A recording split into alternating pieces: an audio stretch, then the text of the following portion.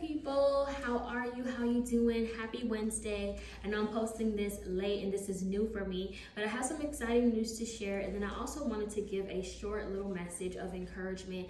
And from this title, it's command your atmosphere and sustain your atmosphere, right? And so I woke up this morning, I went to bed at 6 a.m. I had a lot of things to do, grading my students' work, closing out the semester, my finals are finally done, and so just a few more things to do and get up and out of the way. And I don't want to make excuses for it because, hey, we're on a road of no excuses plus consistency, showing up and doing what God has called us to do without complaining.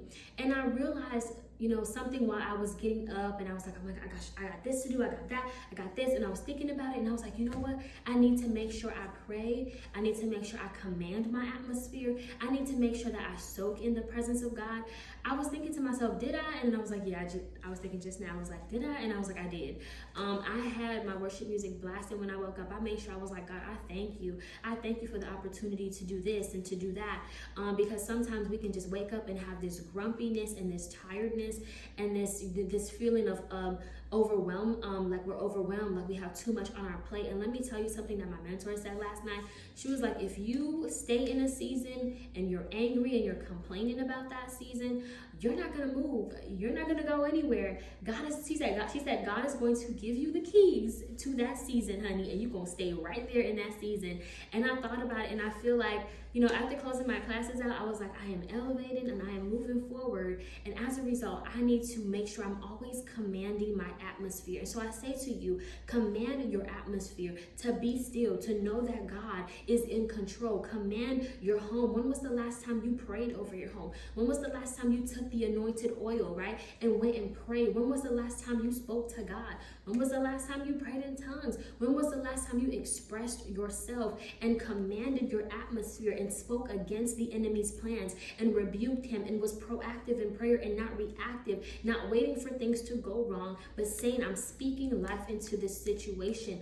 A lot of times when we're frustrated and we're confused, and we're like, God, okay, are you going to show up here or are you going to show up there? How is this going to work out? God gives you a plan. He gives you an idea, and you want the whole full map. You want it all. But God is like, I can't give it all to you. It's a step-by-step process. But let me tell you what the enemy does. The enemy says, I know how I can get him. Oh, I know how I can get her. I can make her confused. I can make him confused. I can make them doubt what God said. I can put some kind of negative words in their minds and things like that. Or I can make someone go to them and speak negative. Command your atmosphere. Like when people come to me with negativity, I'm just like, yeah, I'm sorry.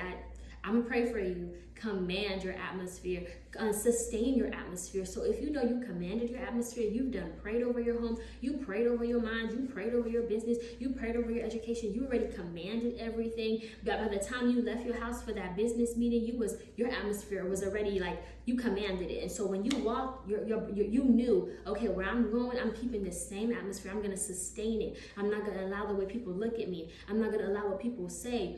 I'm not going to allow their negative energies or the way they're feeling to be projected onto me. So we have to learn to command our atmospheres and sustain our atmospheres. And the only way to do that is to keep God first. The only way to do that is to know what triggers you, what makes you upset, what gets you emotional, what annoys you, what aggravates you, what can't you do, or have throughout your day that will make your day go bad, that will make you just feel like you don't want to do anything or keep you in a rut. For me, I know if I'm not up at a certain time and I wake up later in the day, I kind of don't feel that great because I'm like, I should have got this done. I should have done that. I could have done that.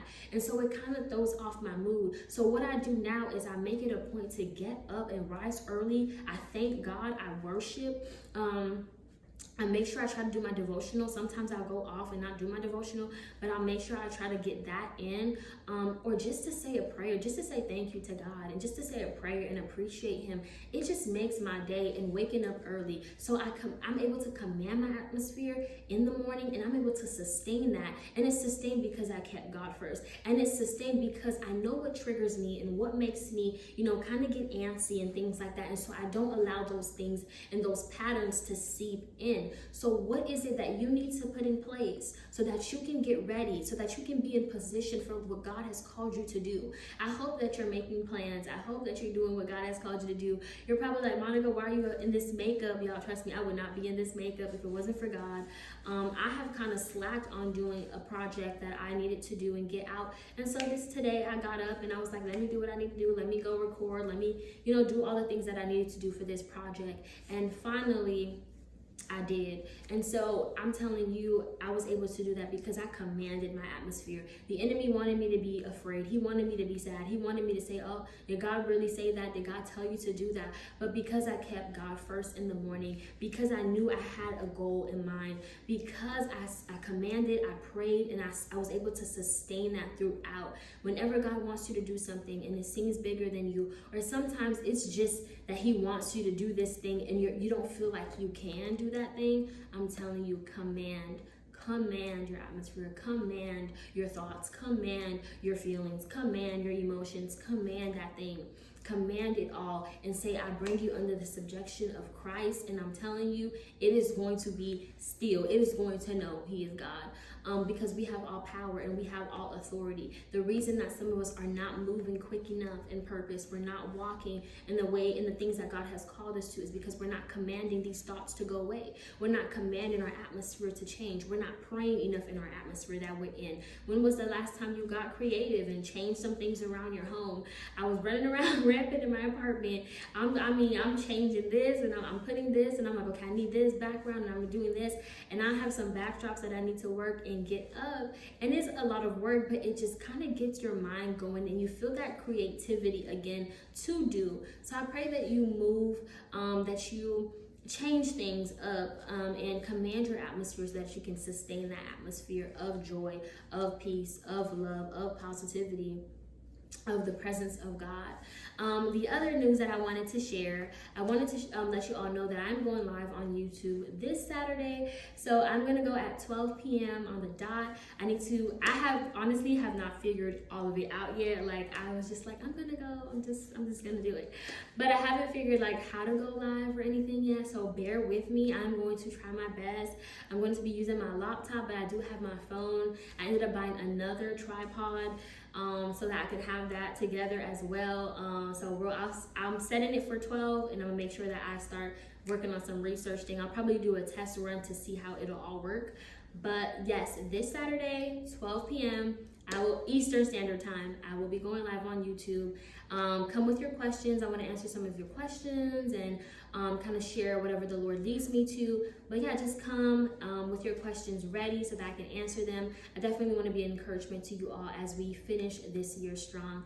So I hope this video blessed you, got something out of it. Command your atmosphere, set your time, know what you need to do, know how you want to go to sleep. Like, just know what triggers you, what keeps you up and motivated, and what takes you down, what makes your creativity baby leap for joy, and what kills it. Like, what do you not need to do, and what do you do need to do to have that atmosphere set and ready so that you can create, walk in purpose, and live for God, right? So I'll see you guys in my next video. Love you guys so much. Bye.